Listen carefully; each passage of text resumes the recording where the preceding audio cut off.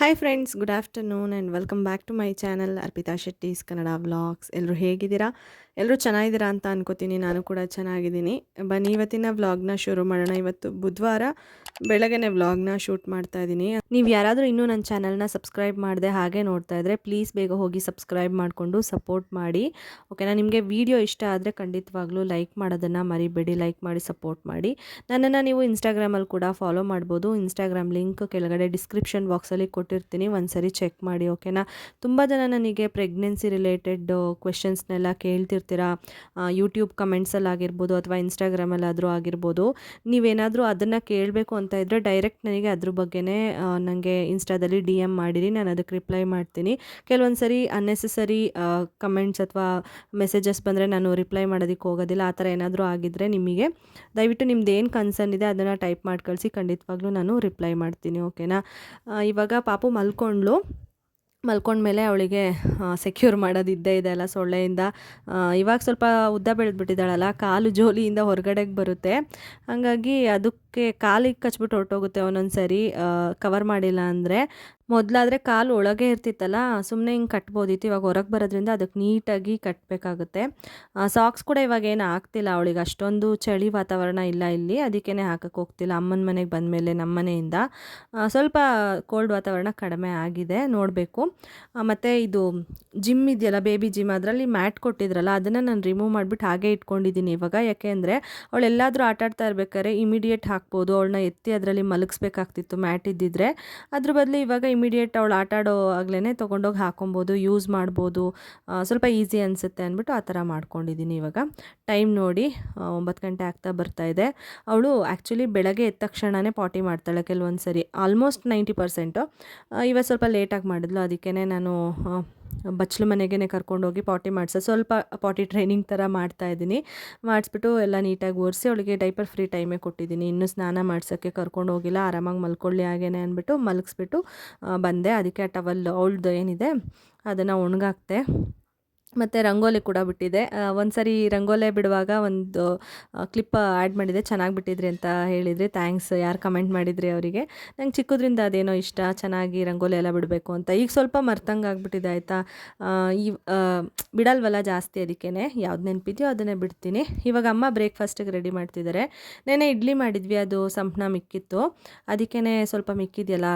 ನಮ್ಮ ಅಪ್ಪನೂ ಟ್ರೈನಿಂಗಿಗೆ ಅಂತ ಹೇಳ್ಬಿಟ್ಟು ಬ್ರೇಕ್ಫಾಸ್ಟ್ ಏನು ಮಾಡಿರಲಿಲ್ಲ, ಅರ್ಲಿ ಮಾರ್ನಿಂಗ್ ಹೋಗಿದ್ರು.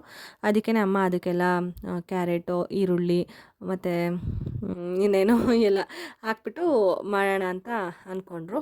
ಅದಕ್ಕೇ ದೋಸೆ ಥರ ಮಾಡೋಣ ಅಂತ ಅಂದ್ಕೊಂಡ್ರು, ರೆಡಿ ಮಾಡ್ತಾಯಿದ್ದಾರೆ. ನಾನಿಲ್ಲಿ ನೀರೊಲೆ ನೋಡೋಣ ಅಂತ ಬಂದೆ. ಇದು ಕಡ್ಡಿ ಉದ್ದ ಇದೆ, ಒಳಗಡೆಗೆ ಹೋಗ್ತಿಲ್ಲ, ಇಲ್ಲೇ ಹೊರಗಡೆನೇ ಉರಿತಾಯಿತ್ತು. ಇನ್ನೇನು ತಳ್ಳೋದಕ್ಕಾಗಿಲ್ಲ, ಟ್ರೈ ಮಾಡಿದೆ, ಸುಮ್ಮನೆ ಆದೆ. ಸ್ವಲ್ಪ ಭಯ ಆಗ್ತಿತ್ತು, ಬೆಂಕಿ ಜಾಸ್ತಿ ಎತ್ಕೊತಾ ಇತ್ತಲ್ಲ ಅಂತ ಹೇಳ್ಬಿಟ್ಟು. ನಿಜ ನನಗೆ ನೀರೊಲೆನ ಪ್ರಾಪರಾಗಿ ಉರಿಯಾಕೋಕ್ಕೆ ಬರಲ್ಲ, ಚಿಕ್ಕದ್ರಿಂದ ಅಭ್ಯಾಸ ಮಾಡಿಕೊಂಡೇ ಇಲ್ಲ ನಾನು. ಟ್ರೈ ಮಾಡಿದ್ರೆ ಆಗುತ್ತೆ, ಬಟ್ ಎಲ್ಲ ಟೈಮಲ್ಲೂ ಅಪ್ಪ ಅಮ್ಮನೇ ಉರಿಯಾಕ್ಬಿಡ್ತಾರಲ್ಲ, ನಂಗೆ ಚಾನ್ಸಸ್ ಸಿಕ್ಕಿಲ್ಲ, ಕಡಿಮೆ ಚಾನ್ಸಸ್ಸು. ಸ್ವಲ್ಪ ಕಷ್ಟಪಡ್ತೀನಿ ನೀರಲ್ಲೇ ಉರಿಯಾಕಬೇಕು ಅಂದರೆ, ನಂಗೆ ಅದರಲ್ಲಿ ಒಂದು ಸ್ವಲ್ಪ ಲೇಜಿನೆಸ್ ಅಂತಲೇ ಹೇಳ್ಬೋದು.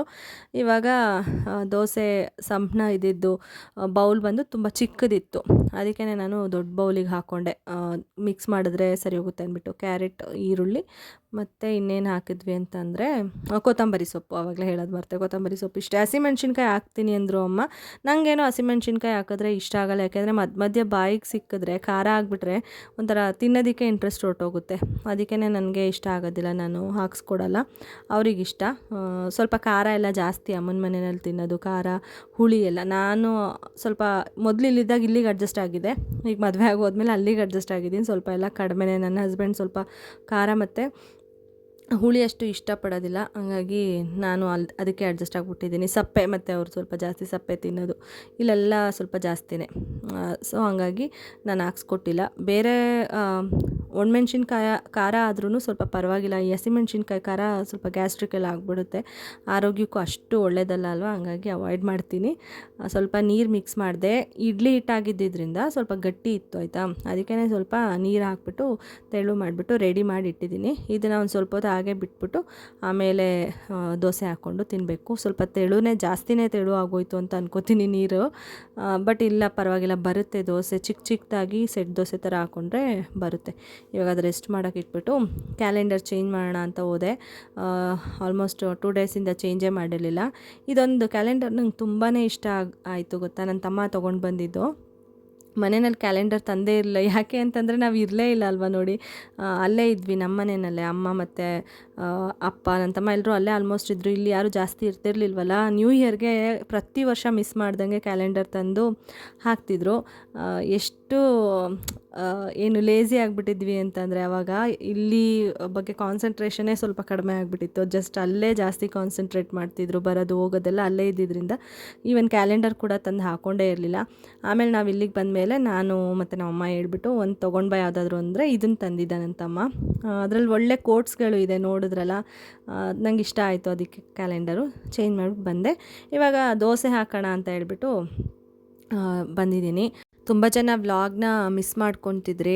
ಲಾಸ್ಟ್ ವ್ಲಾಗಲ್ಲೂ ಹೇಳಿದೆ ಡೈಲಿ ವ್ಲಾಗ್ ಮಾಡಿ ಹಾಕಿ ಅಂತ ಕೇಳ್ತೀರಾ. ನಿಜವಾಗ್ಲೂ ನನಗೂ ಅನಿಸುತ್ತೆ ಡೈಲಿ ವ್ಲಾಗ್ ಮಾಡಬೇಕು ಅಂತ ಹೇಳ್ಬಿಟ್ಟು.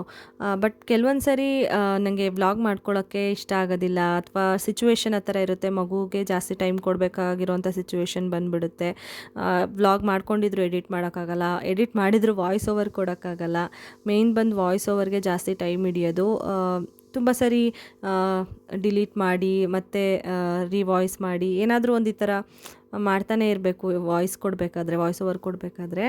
ಹಾಗಾಗಿ ಅದು ಲೇಟ್ ಆಗಿಬಿಡುತ್ತೆ ಒಂದೊಂದು ಸಾರಿ. ಲೇಟಾಗಿ ವ್ಲಾಗ್ಸ್ ಹಾಕ್ತೀನಿ. ಬಟ್ ಅಮ್ಮನ ಮನೆಯಲ್ಲಿದ್ದರೆ ಸ್ವಲ್ಪ ರೆಗ್ಯುಲರಾಗಿ ಹಾಕ್ಬೋದು. ಸ್ವಲ್ಪ ಕೆಲಸ ಕಡಿಮೆ ಇರುತ್ತೆ ಅಮ್ಮನ ಮನೆಯಲ್ಲಿದ್ದರೆ. ನಮ್ಮ ಮನೆಯಲ್ಲಿ ಸ್ವಲ್ಪ ಎಲ್ಲ ಜಾಸ್ತಿ ಕೆಲಸ ನನ್ನ ಮೇಲೆ ಬೀಳುತ್ತಲ್ಲ, ಹಂಗಾಗಿ ಅಲ್ಲಿ ಆಗ್ತಿರ್ಲಿಲ್ಲ. ಸ್ವಲ್ಪ ಕಡಿಮೆ ವ್ಲಾಗ್ಸ್ ಹಾಕಿದ್ದೀನಿ. ಇಲ್ಲಿ ನೋಡೋಣ ನನಗೆ ಎಷ್ಟು ಮ್ಯಾಕ್ಸಿಮಮ್ ಆಗುತ್ತೆ ಅಷ್ಟು ವ್ಲಾಗ್ಸ್ನ ಶೂಟ್ ಮಾಡಿಬಿಟ್ಟು ನಿಮ್ಮ ಹತ್ರ ಎಲ್ಲ ಶೇರ್ ಮಾಡ್ಕೋತೀನಿ.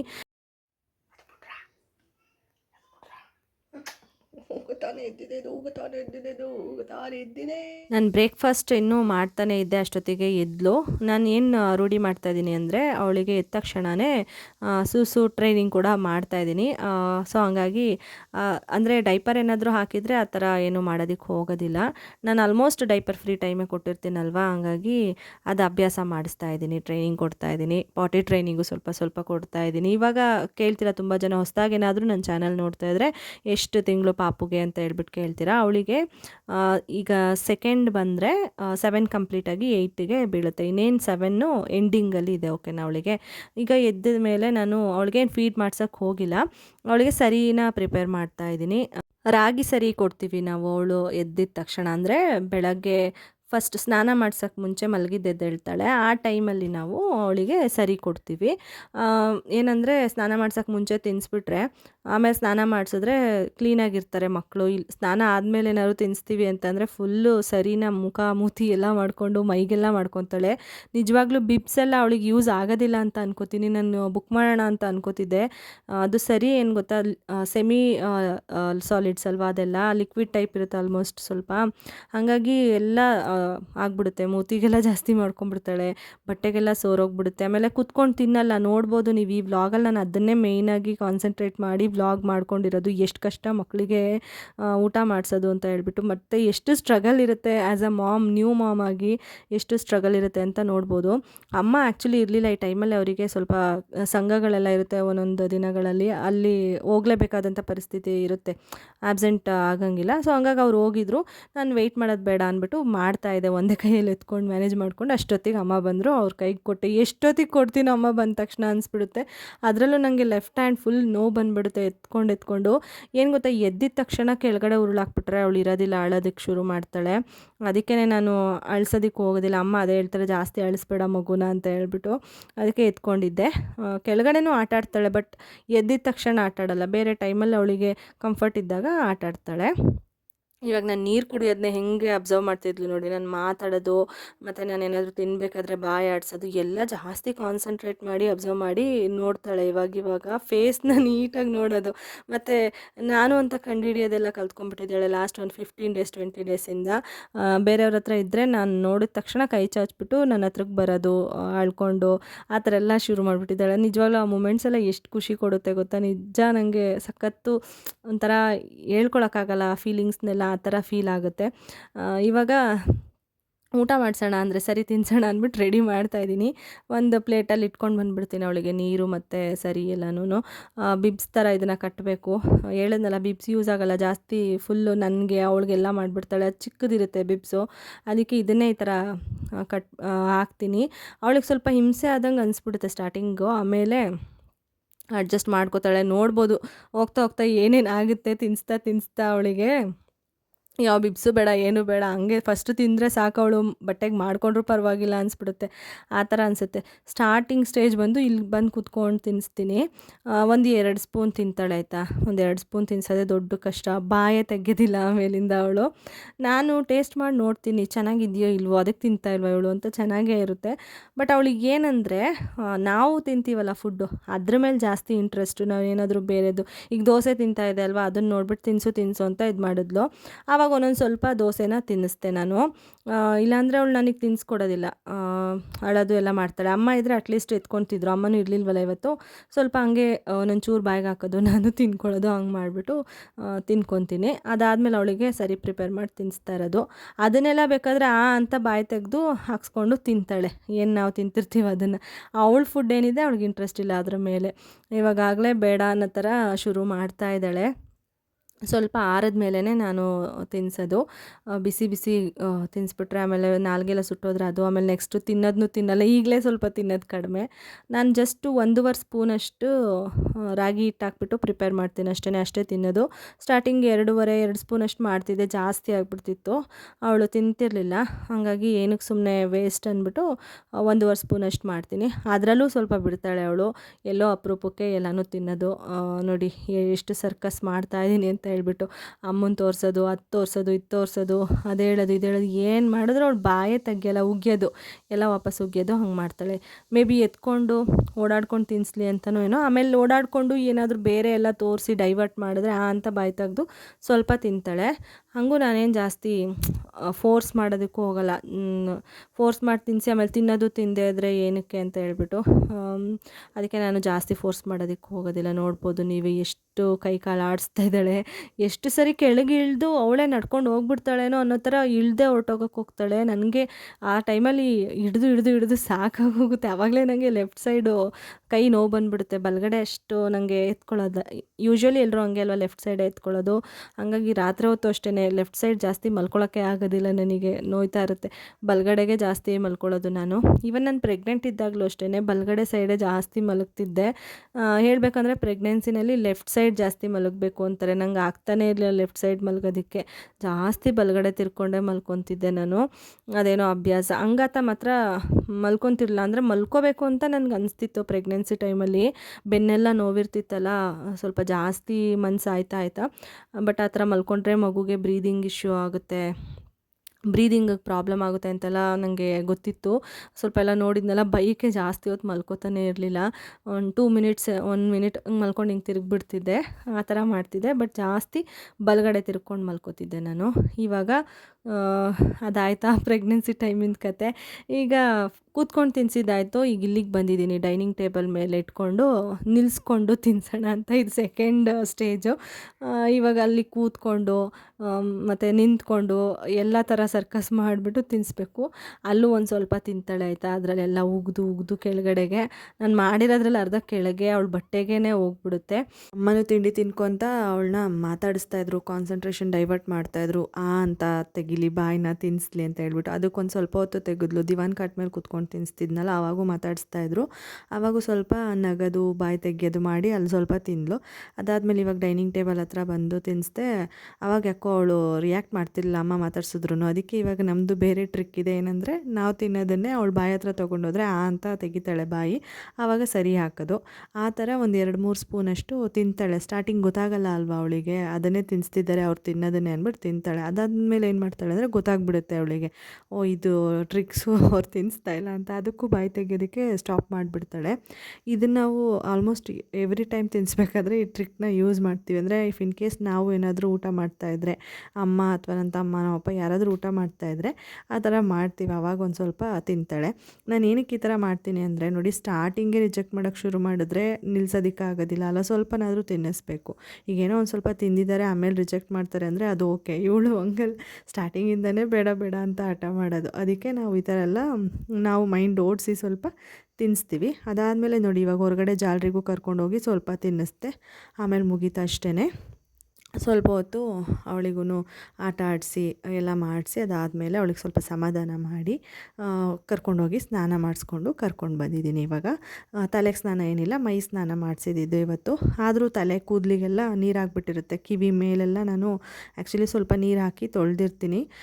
ಇಲ್ಲಿ ಸ್ವಲ್ಪ ಕಡಿಮೆ ಅವಳು ಸ್ವೆಟ್ ಆಗೋದು. ಬಟ್ ನಮ್ಮ ಮನೆಯಲ್ಲಿದ್ದಾಗ ಸಿಕ್ಕಾಪಟ್ಟೆ ಸ್ವೆಟ್ ಆಗ್ತಿದ್ಲು. ನೈಟ್ ಟೈಮು, ಬೆಳಗ್ಗೆ ಟೈಮು ಅಷ್ಟೇ ಜೋಲಿಲಿ ಮಲಗಿದಾಗ ಕಿವಿ ಮೇಲೆಲ್ಲ ಫುಲ್ಲು ಸ್ವೆಟ್ ಬಂದಿರೋದು. ಅದೊಂಥರ ಸ್ಮೆಲ್ ಬರುತ್ತೆ ಮಕ್ಕಳಿಗೆ. ದಿನ ನಾವು ನೀಟಾಗಿಟ್ರೂ ಸ್ವೆಟ್ಟಿಂದ ಬರುತ್ತೆ. ಇವತ್ತು ತಲೆಗೆ ಸ್ನಾನ ಮಾಡಿಸಿದ್ರು ಬೆಳಗ್ಗೆ, ಸಂಜೆ ಅಷ್ಟರೊಳಗಡೆ ಎಲ್ಲ ಅವಳದು ಸ್ವೆಟ್ ಸ್ಮೆಲ್ ಬಂದ್ಬಿಡುತ್ತೆ. ಅಷ್ಟು ಕೂದಲಿರೋದ್ರಿಂದ ಅಷ್ಟು ಸ್ವೆಟ್ ಆಗ್ತಾಳಲ್ಲ, ಹಾಗಾಗಿ ನಾನೇನು ಮಾಡ್ತಿದ್ದೆ, ವಾಶ್ ಮಾಡ್ತಿದ್ದೆ.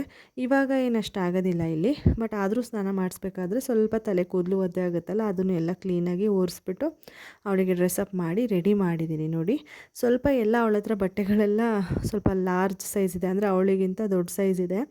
ಆದ್ರೂ ಹಾಕ್ತಾಯಿದ್ದೀನಿ. ಇನ್ನೇನು ಮಕ್ಕಳು ಬಟ್ಟೆ ಹಳೇದಾಗ್ಬಿಡುತ್ತೆ, ಬೇಗ ಬೆಳೆದ್ಬಿಡ್ತಾರೆ ಮಕ್ಕಳು ಅಂತ ಹೇಳ್ಬಿಟ್ಟು ಇವಾಗ ಸ್ವಲ್ಪ ಹೊತ್ತು ಅವಳಿಗೆ ಆಟ ಆಡಿಸ್ಬಿಟ್ಟು, ಇನ್ನೂ ನಾನು ಅವಳಿಗೆ ಜುಟ್ಟು ಹಾಕಿಲ್ಲ. ರೆಗ್ಯುಲರಾಗಿ ಇವಾಗ ಜುಟ್ಟು ಹಾಕ್ತಿದ್ದೀನಿ.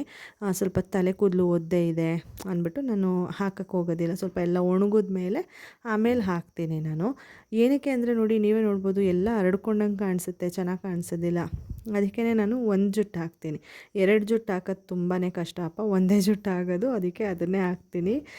ಬಿಚ್ಕೊಂಡಾಗಲೂ ಹಾಕೋದಕ್ಕೂ ನನಗೂ ಈಸಿ ಆಗುತ್ತೆ ಅಂತ ಹೇಳ್ಬಿಟ್ಟು ಒಂದು ಜುಟ್ಟು ಹಾಕ್ತೀನಿ.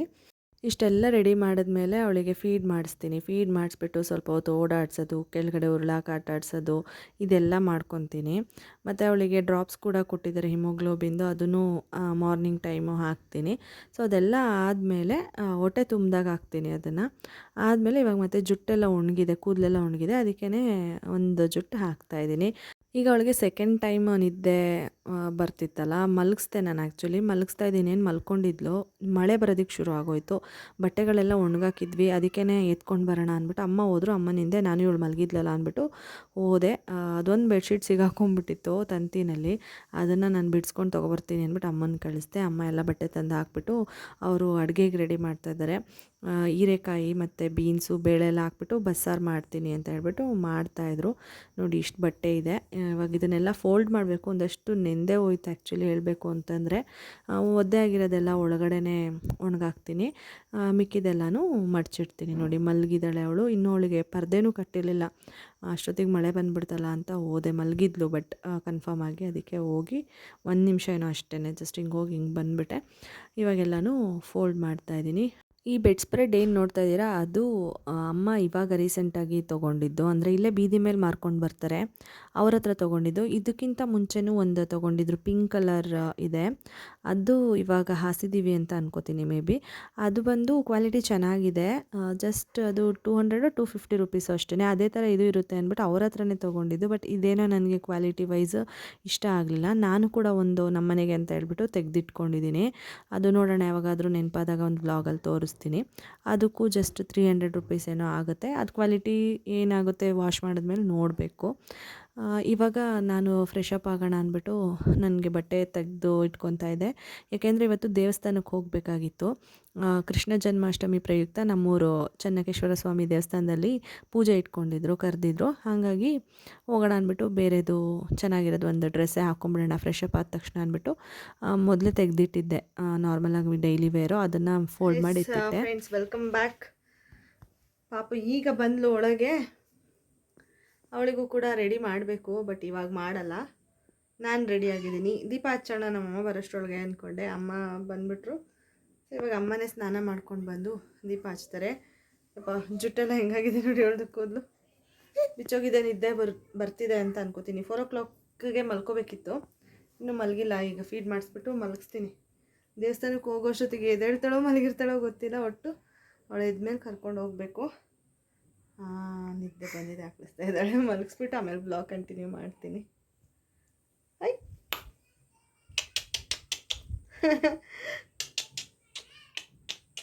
ನಿದ್ದೆ ಬಂದಿದೆಯಾ ನಿನಗೆ? ಜೋರು ಮಾತು. ಇವಾಗ ಕಿರ್ಚ್ತಾಳೆ, ಜೋರಾಗಿ ಮಾತಾಡೋದು. ಏನೇನೋ ಕಲ್ತು ಬ್ಲಾ ಬ್ಲಾ ಬ್ಲಾ ಅಂತ. ಇವತ್ತೆಲ್ಲ ಬ್ಲಾ ಬ್ಲಾ ಬ್ಲಾ ಮಾತಾಡಿದ್ದಾಳೆ. ಏನೇನೋ ಮಾತಾಡ್ತಾಳೆ. ಅವಳಿಗೆ ಏನು ಅನಿಸುತ್ತೆ ಅದನ್ನೆಲ್ಲ ಅಲ್ವಪ್ಪ? ನಡೀರಿ ತಾಚಿ ಮಾಡಿವ್ರಂತೆ. ನೆನ್ನೆ ಎಲ್ಲ ಹಿಂಗೆ ಗಿಂಟ್ಬೇಕಾದ್ರೆ ಬೆಳಗ್ಗೆ ಎಲ್ಲ ಇಲ್ಲೆಲ್ಲ ಕುತ್ತಿಗೆ ಹತ್ರ ಎಲ್ಲ ಪರ್ಚಾಕ್ಬಿಟ್ಟಿದ್ಲು ಉಗುರು. ಹಿಂಗೆ ಗಿಂಟೋಳಲ್ಲ ಉಗುರಿತ್ತಲ್ಲ, ನಂಗೆ ಸಖತ್ ನೋವಾಗ್ಬಿಟ್ಟಿತ್ತು, ಅದಕ್ಕೆ ಕಟ್ ಮಾಡಿಬಿಟ್ಟೆ ಇವತ್ತು. ಓಕೆ, ಟಾಟಾ, ಬಾಯ್. ಇವಾಗ ಪಾಪುನ ರೆಡಿ ಮಾಡೋಣ ಅಂತ ಬಂದೆ. ನಾನು ಕಂಪ್ಲೀಟಾಗಿ ರೆಡಿಯಾಗಿದ್ದೀನಿ, ಇಷ್ಟೇ. ಇನ್ನೇನಾದರೂ ಇದ್ದರೆ ನಾನು ಹೇರ್ ಸ್ಟೈಲ್ ಇನ್ನೊಂದು ಸರಿ ಮಾಡ್ಕೋಬೇಕಾಗುತ್ತೆ. ಯಾಕೆಂದರೆ ಪಾಪುನ ಎತ್ಕೊಂಡು ಎಲ್ಲ ಮಾಡಿ ಅವಳೇನಾದರೂ ಜುಟ್ಟೆಲ್ಲ ಎಳೆದ್ರೆ ಹೋಗೋಷ್ಟರೊಳಗಡೆ ಮತ್ತೆ ಅದನ್ನೇ ಸರಿ ಮಾಡ್ಕೊಂಡು ಹೋಗಬೇಕು. ಇವಳಿಗೂ ಕಂಪ್ಲೀಟ್ ರೆಡಿ ಮಾಡಿಬಿಡ್ತೀನಿ ಇವಾಗ. ಅವಳಿಗೆ ಫ್ರಾಕೆಲ್ಲ ನಾನು ಬೆಳಗ್ಗೆನೇ ಡಿಸೈಡ್ ಮಾಡಿ ಇಟ್ಕೊಂಡಿದ್ದೆ. ಅದಕ್ಕೆ ಬೆಳಗ್ಗೆಯಿಂದನೇ ಹಾಕಿಲ್ಲ, ಗಲೀಜು ಮಾಡ್ಕೊಂಡ್ಬಿಡ್ತಾಳೆ ಊಟ ಎಲ್ಲ ಮಾಡಿಸ್ಬೇಕಾದ್ರೆ, ಮತ್ತೆ ಬೇರೆದು ಹಾಕಬೇಕಾಗುತ್ತೆ ಅಂದ್ಬಿಟ್ಟು ಟೀ ಶರ್ಟ್ ಹಾಕ್ಬಿಟ್ಟಿದ್ದೆ, ನನಗೆ ಗೊತ್ತಿತ್ತಲ್ಲ, ಹಾಗಾಗಿ ಟೀ ಶರ್ಟ್ ಹಾಕಿದೆ. ಇವಾಗ ಅವಳನ್ನ ರೆಡಿ ಮಾಡ್ತೀನಿ. ಏನಿಲ್ಲ, ಅವಳಿಗೆ ಫೇಸೆಲ್ಲ ಏನು ರೆಡಿ ಮಾಡೋಕ್ಕೋಗಲ್ಲ, ಕ್ಲೀನಾಗಿರ್ತಾಳೆ.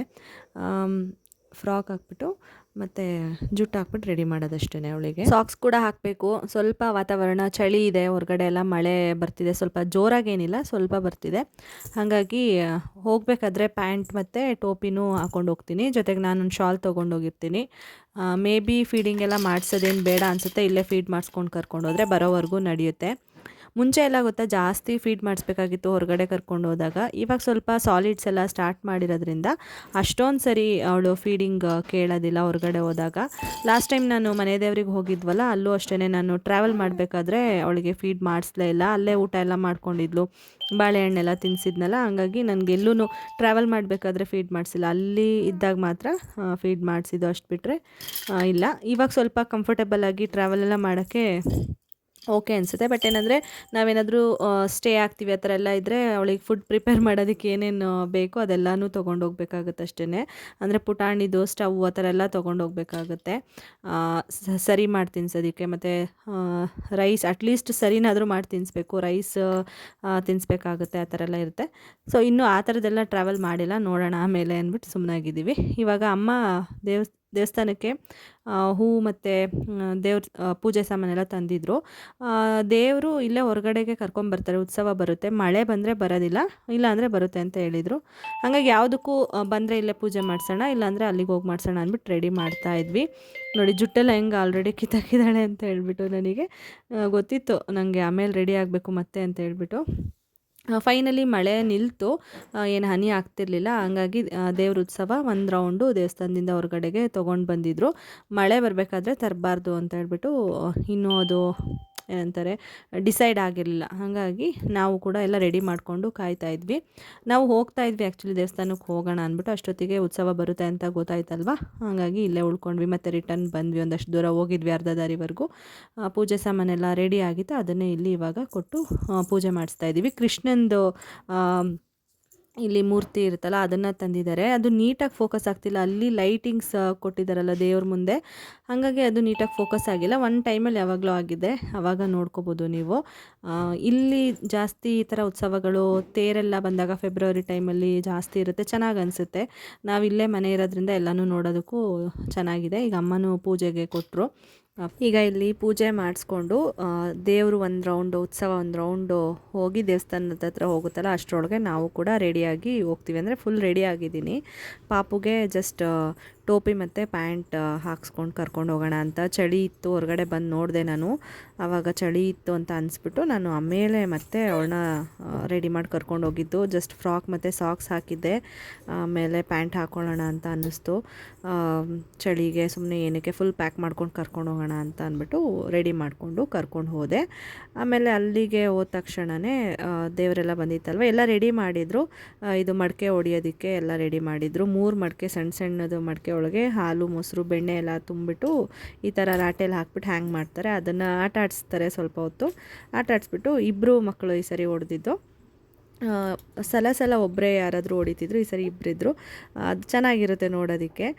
ಪಾಪುನು ನೋಡಿ ಎಷ್ಟು ಕ್ಯೂರಿಯಸ್ ಆಗಿ ನೋಡ್ತಾ ಇದ್ದಾಳೆ ಅಂತ ಹೇಳ್ಬಿಟ್ಟು. ಅವಳು ಸುಮ್ಮನೆ ಇರ್ತಾಳೆ ಈ ಥರ ಎಲ್ಲ ಹೊರಗಡೆ ಕರ್ಕೊಂಡು ಬಂದರೆ, ಯಾಕೆಂದರೆ ಅಭ್ಯಾಸ ಮಾಡಿಸಿದ್ದೀವಿ ನಾವು, ಹಾಗಾಗಿ ಸುಮ್ಮನೆ ಇದ್ಲು. ಹಂಗಾಗಿ ನನಗೂ ಧೈರ್ಯ ಬರೋದಕ್ಕೆ, ಮನೆ ಹತ್ರನೇ ಇತ್ತಲ್ಲ ಅಂದ್ಬಿಟ್ಟು ನಾನು ಕೂಡ ಬಂದಿದ್ದು. ಇವಾಗ ಇದೆಲ್ಲ ಆದಮೇಲೆ ಒಳಗಡೆ ಹೋಗ್ಬಿಟ್ಟು ಪೂಜೆ ಆದಮೇಲೆ ಪ್ರಸಾದ ವಿನಿಯೋಗ ಮಾಡ್ತಾರೆ. ನಾವು ಅಲ್ಲೇ ಮನೆ ಹತ್ರನೇ ಪೂಜೆ ಮಾಡಿಸಿದ್ವಲ್ವ, ಇಲ್ಲೇನಿಲ್ಲ, ಹಾಗೆ ನಮಸ್ಕಾರ ಮಾಡಿಕೊಂಡು ಮಂಗಳಾರತಿ ತೊಗೊಂಡು ಹೋಗೋಣ ಅಂತ ಹೇಳ್ಬಿಟ್ಟು ಬಂದಿರೋದು. ಸೊ ಇದನ್ನು ಕಂಪ್ಲೀಟಾಗಿ ನೋಡಿ ಹಾಗೆ ನಾನು ಈ ವ್ಲಾಗ್ನ ಇಲ್ಲಿಗೆ ಎಂಡ್ ಮಾಡೋಣ ಅಂತ ಅನ್ಕೋತಾ ಇದ್ದೀನಿ. ನಿಮಗೆಲ್ಲ ಈ ವ್ಲಾಗ್ ಇಷ್ಟ ಆಗಿದೆ ಅಂತ ಅನ್ಕೋತೀನಿ. ಇಷ್ಟ ಆಗಿರೋ ದಯವಿಟ್ಟು ನೀವು ಲೈಕ್ ಮಾಡೋದನ್ನು ಮರಿಬೇಡಿ. ಲೈಕ್ ಮಾಡಿ ಮೋಟಿವೇಟ್ ಆಗುತ್ತೆ ನನಗೂ ಕೂಡ ವಿಡಿಯೋಸ್ ಮಾಡೋದಕ್ಕೆ. ಹಾಗೆ ಸಬ್ಸ್ಕ್ರೈಬ್ ಮಾಡ್ಕೊಳ್ಳಿ ನನ್ನ ಚಾನಲ್ಗೆ. ತುಂಬ ಜನ ಸಬ್ಸ್ಕ್ರೈಬ್ ಮಾಡ್ಕೊಳ್ದೆ ಹಾಗೆ ವಿಡಿಯೋಸ್ನ ನೋಡ್ತಾ ಇರ್ತೀರಾ. ಸೊ ನಾನು ನ್ಯೂ ಮಾಮ್ ಆಗಿರೋದ್ರಿಂದ ನನ್ನ ಎಕ್ಸ್ಪೀರಿಯನ್ಸ್ ಎಲ್ಲ ನನ್ನ ವಿಡಿಯೋಸಲ್ಲಿ ವ್ಲಾಗ್ಸಲ್ಲಿ ಶೇರ್ ಮಾಡ್ಕೋತಾ ಇರ್ತೀನಿ. ಸೊ ಸಬ್ಸ್ಕ್ರೈಬ್ ಮಾಡಿಕೊಂಡು ಸಪೋರ್ಟ್ ಮಾಡಿ. ಮತ್ತು ನಾನು ನೆಕ್ಸ್ಟ್ ವ್ಲಾಗಲ್ಲಿ ಸಿಗ್ತೀನಿ. ಅಲ್ಲಿವರೆಗೂ please be safe, be healthy and thank you so much for watching my video. ಇದೇ ಥರ ಸಪೋರ್ಟ್ ಮಾಡ್ತಾಯಿರಿ. ಯಾರೆಲ್ಲ ಸಬ್ಸ್ಕ್ರೈಬ್ ಮಾಡ್ಕೊಂಡು ಸಪೋರ್ಟ್ ಮಾಡ್ತಾ ಇದ್ದೀರಾ ಅವರಿಗೆಲ್ಲ ಬಿಗ್ ಥ್ಯಾಂಕ್ಸ್ ಹೇಳೋದಕ್ಕೆ ಇಷ್ಟಪಡ್ತೀನಿ. ರೆಗ್ಯುಲರಾಗಿ ಯಾರು ವೀಡಿಯೋಸ್ ಎಲ್ಲ ನೋಡ್ತಾ ಇದ್ದೀರಾ ತುಂಬ ಥ್ಯಾಂಕ್ಸ್ ಅಂತ ಹೇಳೋದಕ್ಕೆ ಇಷ್ಟಪಡ್ತೀನಿ. ಇದೇ ಥರ ಕಂಟಿನ್ಯೂ ಮಾಡಿ ನನಗೆ ಸಪೋರ್ಟ್ ಮಾಡೋದನ್ನು. ನನಗೆ ತುಂಬ ಕ್ವೆಶ್ಚನ್ಸ್ಗಳನ್ನ ಕೇಳ್ತಿದ್ದೀರಾ ಕಮೆಂಟ್ಸಲ್ಲಿ. ಅದಕ್ಕೆಲ್ಲ ಆಲ್ಮೋಸ್ಟ್ ನಾನು ಆನ್ಸರ್ ಮಾಡೋದಕ್ಕೆ ಟ್ರೈ ಮಾಡ್ತೀನಿ. ನೆಕ್ಸ್ಟ್ ಫ್ಯೂಚರ್ ವ್ಲಾಗ್ಸಲ್ಲೆಲ್ಲ ನಾನು ಎಲ್ಲ ನಿಮ್ಮ ಕ್ವೆಶ್ಚನ್ಸಿಗೂ ಆನ್ಸರ್ ಮಾಡ್ಕೊತಾ ಹೋಗ್ತೀನಿ. ಸೊ ಹಾಗಾಗಿ ಎಲ್ಲ ವ್ಲಾಗ್ಸ್ನೂ ಕಂಪ್ಲೀಟಾಗಿ ಸ್ಕಿಪ್ ಮಾಡದೆ ನೋಡಿದ್ರೆ ನಿಮ್ಮೆಲ್ಲ ಕ್ವೆಶ್ಚನ್ಗೂ ಆನ್ಸರ್ ಕೊಟ್ಟಿರ್ತೀನಿ. ಈಗ ಸದ್ಯಕ್ಕೆ ನೆಕ್ಸ್ಟ್ ವಿಡಿಯೋದಲ್ಲಿ ನಾನು ಫೀಡಿಂಗ್ ಬಗ್ಗೆ ಕೇಳ್ತಿದ್ದೀರಾ, ಅಂದರೆ ಎಷ್ಟು ಟೈಮ್ ಫೀಡ್ ಮಾಡ್ತೀರಾ ಪಾಪುಗೆ, ಸಾಲಿಡ್ಸ್ ಬಗ್ಗೆ ಎಲ್ಲ ಕೇಳ್ತಿದ್ದೀರಾ. ಅದ್ರ ಬಗ್ಗೆ ಎಲ್ಲ ಕಂಪ್ಲೀಟಾಗಿ ಹೇಳೋಣ ಡೀಟೇಲಾಗಿ ಅಂತ ಹೇಳ್ಬಿಟ್ಟು ಪ್ಲ್ಯಾನ್ ಮಾಡ್ಕೊಂಡಿದ್ದೀನಿ. ಸೊ ನೆಕ್ಸ್ಟ್ ವ್ಲಾಗ್ನ ಮಿಸ್ ಮಾಡಬೇಡಿ, ನೋಡಿ ಓಕೆನಾ. ನಿಮ್ಮ ಎಲ್ಲ ಕ್ವೆಶ್ಚನ್ಸ್ಗೂ ಆ ವ್ಲಾಗಲ್ಲಿ ಆಲ್ಮೋಸ್ಟ್ ಆನ್ಸರ್ ಮಾಡಿರ್ತೀನಿ ಅಂತ ಅನ್ಕೋತೀನಿ. ಇನ್ನೇನಾದರೂ ಕ್ವೆಶ್ಚನ್ಸ್ ಇದ್ದರೆ ನೀವು ಈ ವಿಡಿಯೋ ಕಮೆಂಟ್ ಬಾಕ್ಸಲ್ಲಿ ಕಮೆಂಟ್ ಮಾಡಿರಿ. ನಾನು ಅದನ್ನು ಕೂಡ ಆಯ್ಕೆ ಮಾಡಿಕೊಂಡು ನೆಕ್ಸ್ಟ್ ವ್ಲಾಗಲ್ಲಿ ನಿಮಗೆ ಆನ್ಸರ್ ಮಾಡ್ತೀನಿ. ಲೈಕ್ ವ್ಲಾಗ್ ಥರನೇ ಮಾಡಿಬಿಟ್ಟು ಆನ್ಸರ್ ಮಾಡ್ಕೊತಾ ಹೋಗ್ತೀನಿ. ಸಿಟ್ಟಿಂಗ್ ವಿಡಿಯೋ ಎಲ್ಲ ಮಾಡೋದಕ್ಕೆ ನಿಜವಾಗ್ಲೂ ಅಷ್ಟು ಟೈಮ್ ಆಗೋದಿಲ್ಲ. ಈ ಥರ ವ್ಲಾಗ್ ಆದರೆ ನನಗೆ ಹೇಳ್ಕೊಂಡು ವ್ಲಾಗು ಕೂಡ ಆದಾಗುತ್ತೆ, ನಿಮ್ಮ ಕ್ವೆಶ್ಚನ್ಸ್ಗೆಲ್ಲ ಆನ್ಸರ್ ಕೂಡ ಸಿಕ್ತಾಗುತ್ತೆ. ಅದಕ್ಕೇ ನೋಡಿ ಇವಳು ಅಲ್ಲಿ ಬಂದಿದ್ದ ಮಕ್ಕಳದು ಮತ್ತು ಆಂಟಿದಿದ್ದು ಎಲ್ಲ ಜುಟ್ಟೆಲ್ಲ ಎಳೆಯೋದು ಆ ಥರ ಎಲ್ಲ ತೀಟೆ ಮಾಡ್ತಾಯಿದ್ಲು ಇವಳು. ಆ್ಯಕ್ಚುಲಿ ಅವಳಿಗೆ ನಿದ್ದೆ ಟೈಮು. ನಾನು ನಿದ್ದೆ ಮಾಡ್ತಾಳೇನೋ ಅಳ್ತಾಳೇನೋ ಅಂತೆಲ್ಲ ಅಂದ್ಕೊಂಡಿದ್ದೆ. ಒಳಗಡೆಗೆ ಬಂದ್ವಿ, ಬಟ್ ಅವಳು ಆರಾಮಾಗಿದ್ಲು. ಯಾಕೆ ಗೊತ್ತಾ, ಮಕ್ಕಳೆಲ್ಲ ಇದ್ದರು, ಸೌಂಡೆಲ್ಲ ಇತ್ತು, ಜನ ಎಲ್ಲ ಇದ್ರಲ್ಲ, ಅವಳಿಗೆ ಅದ್ರ ಮೇಲೆಲ್ಲ ಕಾನ್ಸಂಟ್ರೇಷನ್ ಇತ್ತಲ್ಲ, ಹಂಗಾಗಿ ಅವಳು ಅಳೋದು ಆ ಥರ ಎಲ್ಲ ಜಾಸ್ತಿ ಏನೂ ಮಾಡಿಲ್ಲ, ಆರಾಮಾಗೇ ಇದ್ಲು ನಾನು ಹೋಗಿ ಬರೋವರೆಗೂ. ಸೊ ನನಗೂ ಈಸಿ ಆಯಿತು. ನಾನು ಎಲ್ಲ ದೇವರೆಲ್ಲ ನೋಡಿಕೊಂಡು ದರ್ಶನ ಮಾಡ್ಕೊಂಡು ಬಂದೆ. ನಿಮಗೂ ಈ ವ್ಲಾಗ್ ಎಲ್ಲ ಇಷ್ಟ ಆಗಿದೆ ಅಂತ ಅಂದ್ಕೊಂಡು ಈ ವ್ಲಾಗ್ನ ಇಲ್ಲಿಗೆ ಎಂಡ್ ಮಾಡ್ತಾಯಿದ್ದೀನಿ. ಓಕೆನಾ, ನೆಕ್ಸ್ಟ್ ವ್ಲಾಗಲ್ಲಿ ಸಿಗ್ತೀನಿ. ಬಾಯ್.